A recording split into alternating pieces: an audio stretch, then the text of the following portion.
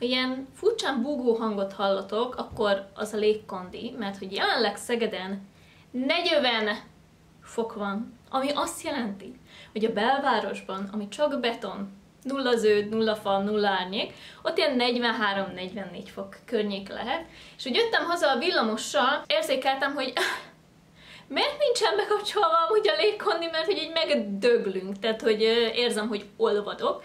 És amikor leszálltam a megállóban, akkor megcsapott a melegebb, és akkor érzékeltem, hogy ez lett volna a légkondi, hogy ilyen 42 fokról, sivatagi szárazságból olyan 35-re le tudott hűlni a villamos, úgyhogy nagyon jó, teljesen indokoltan persze, de felmondta a szolgálatot az összes járművön a légkondi. Az ablakelhúzás meg nem segít, mert mondom, tehát ilyen nagyon száraz, sivatagi meleg van, tehát hogy én megdöglök, és hát hasonlóan forró témát hoztam most nektek, hiszen az elmúlt egy hétben több olyan ember is megszólalt bizonyos témakörökben, amiket felkapott a sajtó, és az emberek pálcát törtek felettük. Úgyhogy nézzük meg, hogy ki ez a két személy most, akit hoztam nektek a mai videóban, és hogy tényleg megérdemlik-e azt a sok negatívat, amit kaptak. Úgyhogy ha kíváncsi vagy a véleményemre, és hogy miket mondtak, akkor ne kattintsatok sehova. Na,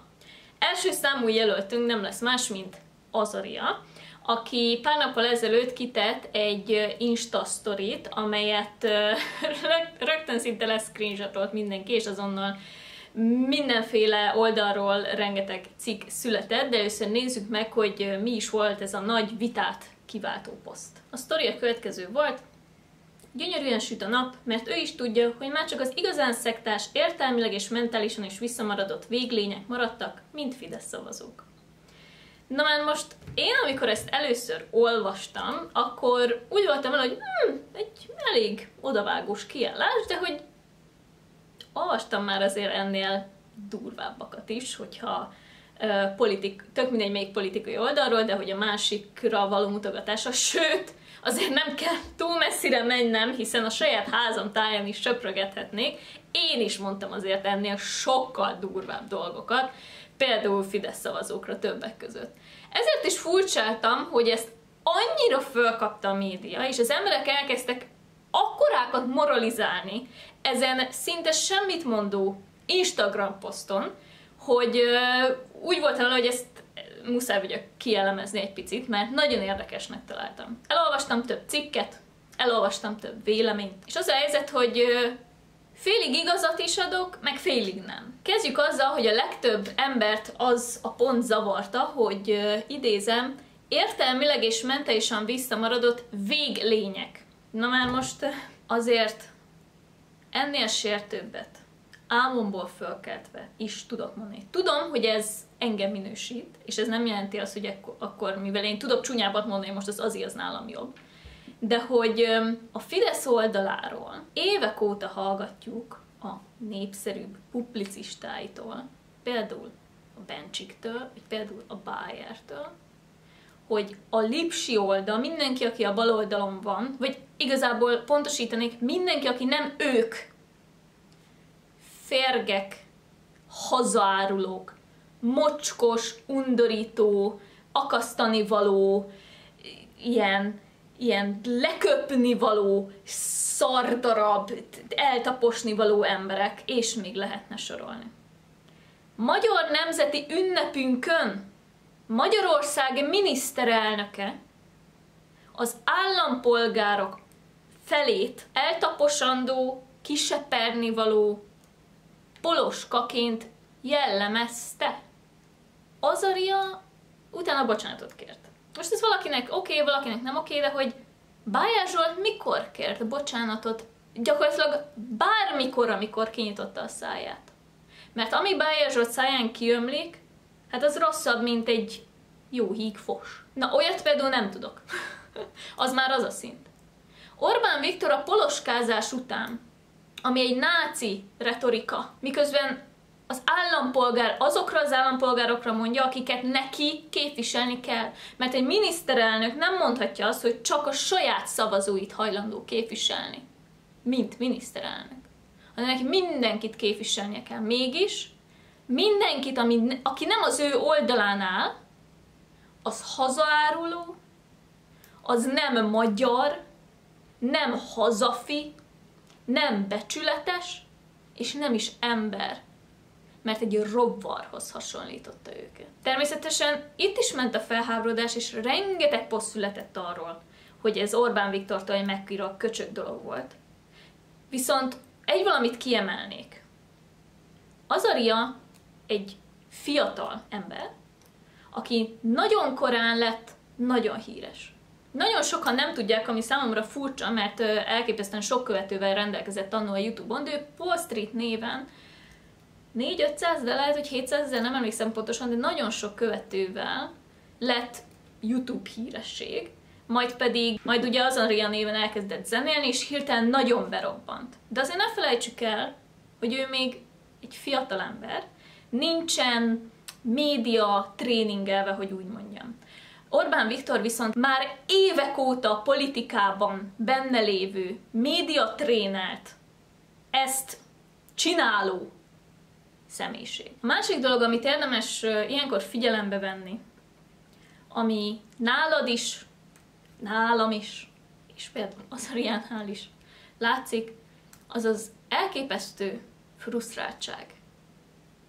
Az, hogy már nagyon elegünk van. És tudom, csúnyán beszélek én is, csúnyán beszélt ő is, meg így, meg úgy, meg mit tudom én, értem én ezt a kritikát, elfogadom ezt a kritikát, de annyira fárasztó ebben a politikai közegben élni.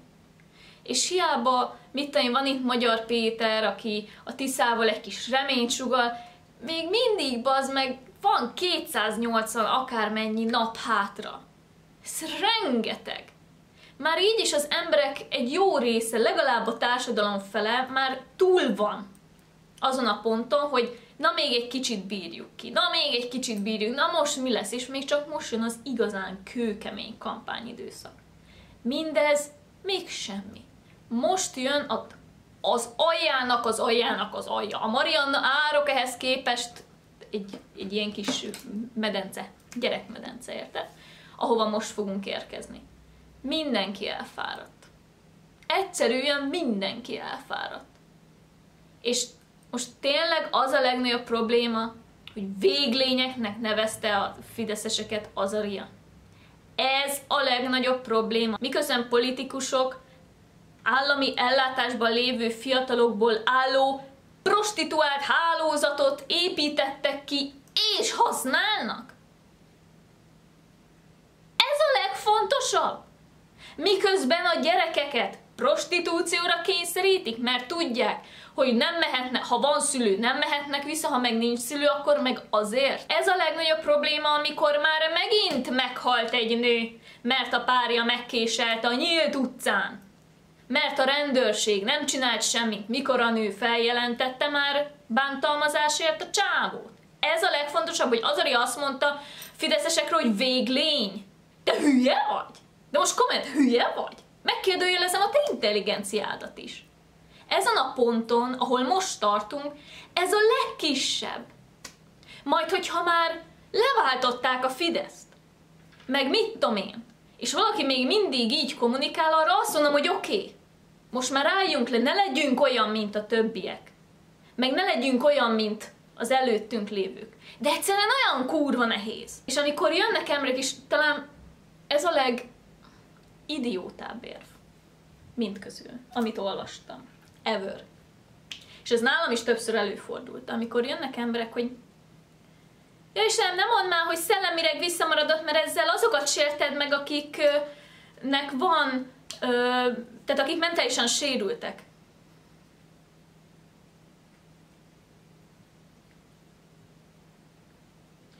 Egy felnőtt ember vagy.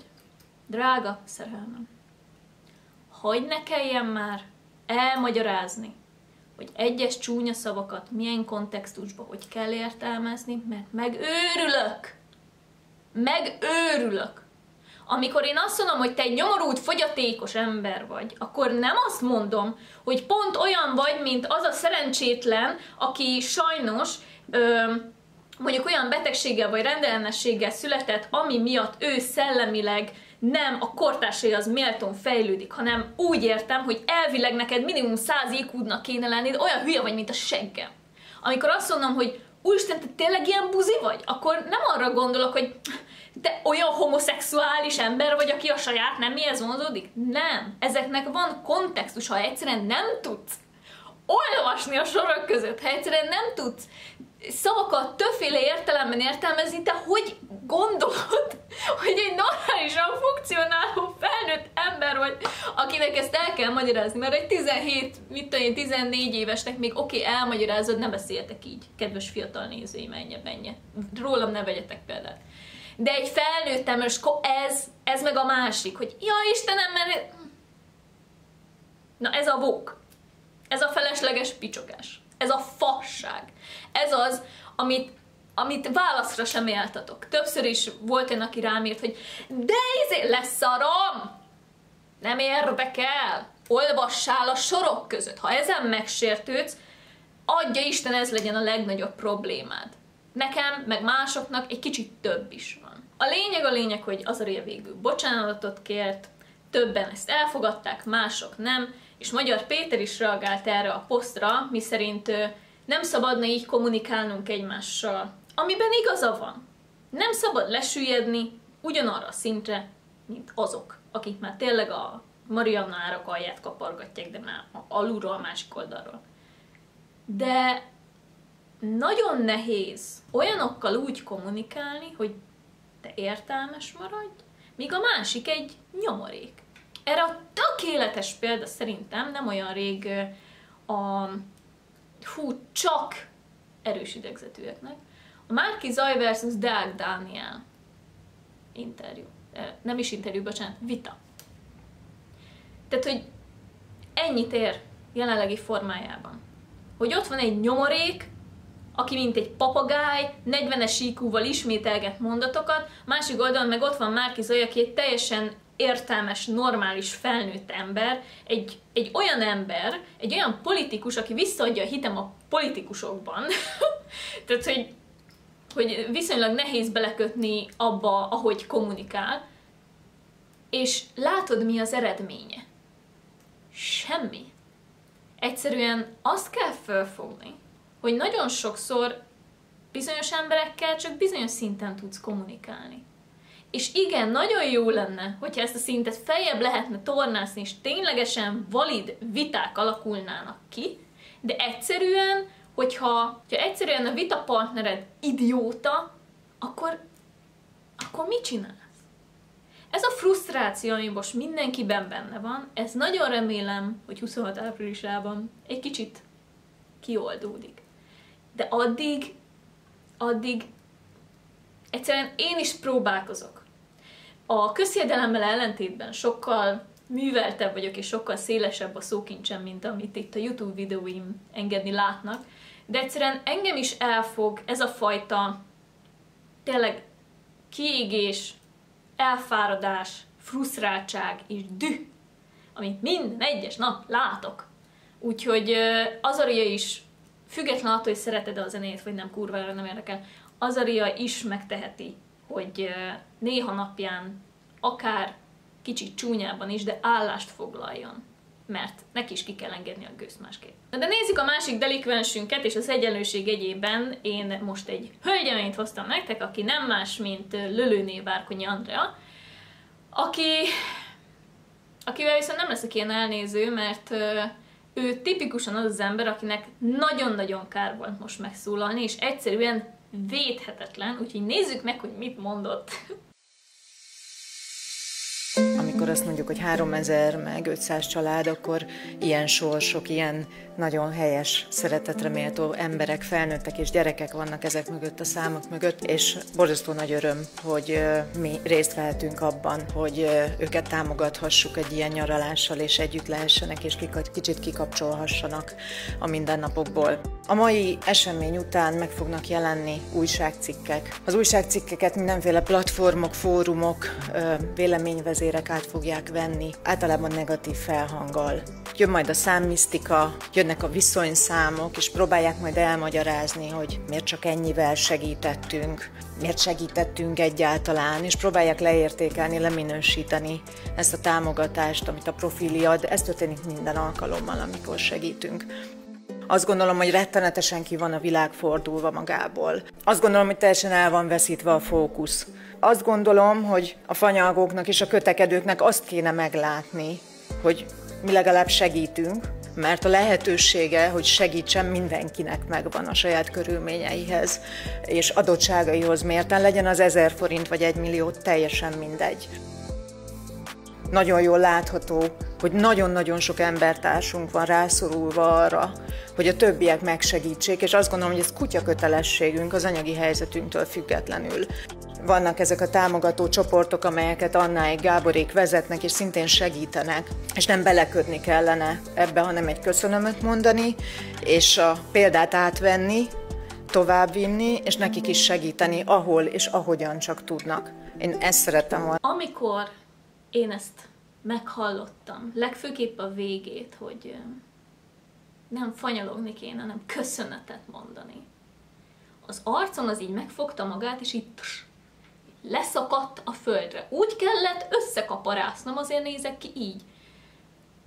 Ez olyan mértékű pofátlanság, amit ez a nő most elmondott, hogy legszívesebben most kinyitnám az ablakot, és üvöltenék egyet úgy igazán torkom szakadtából, mert nem hiszem el. Nekem is nagy pofám van, de egy ilyet,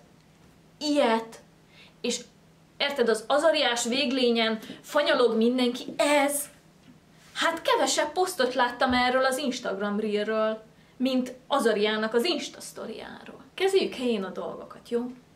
Tehát, hogy neki nincs pénze. Lölőnek van. Ő egy kitartott személy. Egy amúgy diplomás, okos, jó háttérrel rendelkező hölgy, nem tudom mennyire gazdagok amúgy, de nem a milliárdos kategória, egészen addig, amíg össze nem házasodott Lölőkével. Lölőke, akit nem fog annyira megtisztelni, hogy egyáltalán a nevét rendesen kimondjam le, nem érdekel, hogy mit gondolsz erről. Lölőke az egy ostoba ember. A szó azon értelméből, hogy az IQ-ját én valahol 60 és 100 közé teszem. 60 alatt vagy hivatásosan szellemileg sérült, a 100 pedig az átlag. Se nem hülye, de se nem okos. Ha konkrétan meg kéne tippelnem, akkor valahol 75 és 78 között lenne pontosan. Én erre nagyon-nagyon-nagyon sok pénzt tennék. Az az ember buta. Nem csak ránézel és látszik, hanem az a kevés alkalom, amikor ő megszólalt. Érződik benne, hogy az ő intelligencia szintje az annyira mélyen van, hogy ténylegesen az átlagot nem éri el. Nekem azt senki nem merje megmondani. És senki ne próbálja meg bizonyítani, hogy ő becsülettel, okosan lett milliárdos, mert mindenki tudja, hogy nem. Ez az ember annyira ostoba, hogy még a saját szakmájához sem ért rendesen. Mégis bemagyarázzuk, hogy egy 10 milliós országból ez a beszélni nem tudó, személynek csúfolt ember, ez annyira sok pénzt szedett össze, hogy nem csak Magyarország leggazdagabb embere, de olyan embereknek az összvagyonával vetekszik, mint mondjuk Taylor Swift. Hagyjál már a hülyeségeddel! Loptátok azt a vagyont. Meg van úgy csinálva a törvény, meg le van úgy papírozva, hogy kurva nehezen lehessen ezt lopásként értékelni, de ez egy lopott vagyon. Többek között az enyém is. A tied is, anyádé, a barátnődé, apukádé, a tesódé, tök mindegy. Ez a mi lopott vagyonunk. És Lölőné ebből a lopott vagyonból veszi a több 10 meg 100 milliós karkötőt, cipőt, táskát, autót, egyebet, lakásokat, meg mit tudom én, miket még, jachtot, meg ilyen baromságokat. A mi lopott pénzünkből. Majd ide jön, hogy adományoztam 200 milliót, mert sajnos sok a szegény ember, tehát akkor van szegénység, igaz? Tehát vannak olyan emberek, akik olyan szar körülmények között élnek, hogy muszáj őket megsegíteni, megdobni 200 millával, igazam van? Tehát akkor nem töröltétek el a szegénységet, vagy nem tudom, össze-vissza megy a kormányzati hazudozás. De 200 millió egy olyan embertől, akinek az összvagyona 1400 milliárd, vagy már hol a faszomba tart? Nem, azt se tudom, hogy az mennyi nulla. Ha nekem most ezt le kéne írnom számmal, nem tudom mennyi nullát kéne utána írni, érted? Mert ez akkora pénz. Ez olyan, mint az én 400 000-es fizunkból odaadni 5000 forintot. És akkor, hát én adományoztam, hát én de kurva jó ember vagyok. Nem. Nem vagy jó ember, bazd meg. Adsz 200 milliót, de csak az outfit, amiben megjelensz, 400 millát ér. Hagyjál már a hülyeséggel. És nagyon sokan, meg hát többek között a NER feleségek ezt nem értik meg. Nem azzal van a gond, hogy valaki gazdag, és az átlag polgárnak érthetetlen összegű baromságokra költi a pénzét. Nem érdekel, hogy egy Hermes Birkin táska 120 milliót ér, mert egy ritka krokodil bőrből készült és gyémántokkal van kirakva. Leszarom. Engem az érdekel, hogy azért a táskáért, hogy azt a mit tudom én melyik kitartott prosti megvegye, én dolgoztam meg. És nekem nem, hogy ilyen táska nem fog jutni. Egy szakadt, régi, öreg, romhalmaz panelt se tudok bazd meg megvenni. Ezek a kitartott ribancok meg veszegetik a drágámnál drágább szarokat, mindezt úgy, hogy még szarul is áll rajtuk. Ha már megveszed, legalább olyan valamit vegyél, ami jól néz ki rajtad. Egyedül a Várkonyi Andrea tud értelmesen öltözködni, de azért ott is bele tudnék kötni. Tehát ennyi pénzből, amit mi hülyék kitermelünk nekik, igazán öltözhetnének valahogy normálisan. És oda meri mondani, bazd meg a szemedbe, hogy elloptam a pénzed, de adtam egy kis összeget a szegényeknek, úgyhogy köszönd meg.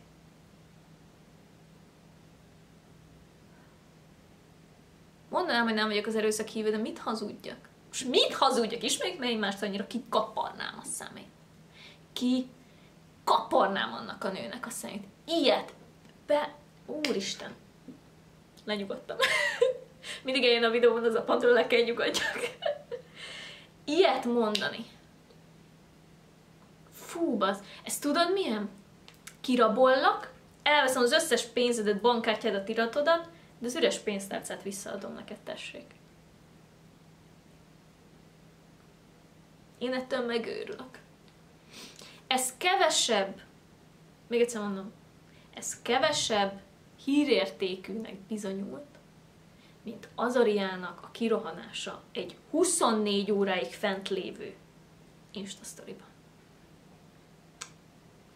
Várkonyi Andrának meg azt kívánom, hogy baszódjon meg. Ennyi volt már ez a csodálatos videó. Írd meg a véleményedet nyugodtan, akár egyik, akár mindkét témával kapcsolatban, de ez a Várkonyi videó, ez szerintem sokkal rosszabb, mint az elmúlt nem tudom hány választásnak a kormány propaganda videója, tehát meg kéne köszönnöd. Mi legalább adakozunk valamiből, ami nem is a miénk. Írjátok meg ti is a véleményeteket odalent a komment szekcióban. Úgyhogy igazából ennyi volt már ez a mai videó. Hogyha nem szeretnétek lemaradni további csodákról, akkor mindenképpen iratkozzatok fel a csatornára, és találkozunk legközelebb is. Sziasztok!